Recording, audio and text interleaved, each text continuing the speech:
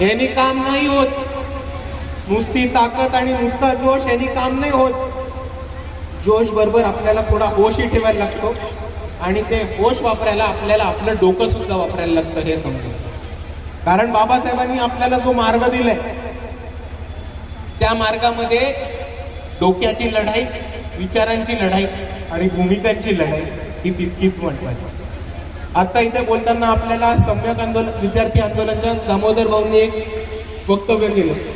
त्यांनी एक घोषणा केली युवकांच्या वतीने की आश्वासन देतो की वंचित बहुजन आघाडी नांदुऱ्यामध्ये सत्ता स्थापन करणार. पण हे माझं फक्त दामोदर भाऊंना म्हणणं नाही, हे इकडच्या प्रत्येक तरुणाला माझी विनंती आहे की आता आश्वासन नकोय. तुम्ही इलेक्शन कशी लढवणार आहात, कसे जिंकणार आहात, त्याची रणनीती आणि स्ट्रॅटेजी सुद्धा तुम्हाला आखायला लागणार. कारण आश्वासन देतो, पूर्ण ताकदीने लढतो, ह्याच्यावरनं जोश हा येतो पण त्याच्यामध्ये होश येतो. आणि म्हणून मी एकदा परत म्हणतो की आपली ही पुढची लढाई आहे ती डोकं लावून, युक्तिवाद करून, भूमिका घेऊन विचारांची लढाई आहे. आणि म्हणून आश्वासन नको, आपल्याला स्ट्रॅटेजी पाहिजे, रणनीती पाहिजे. आणि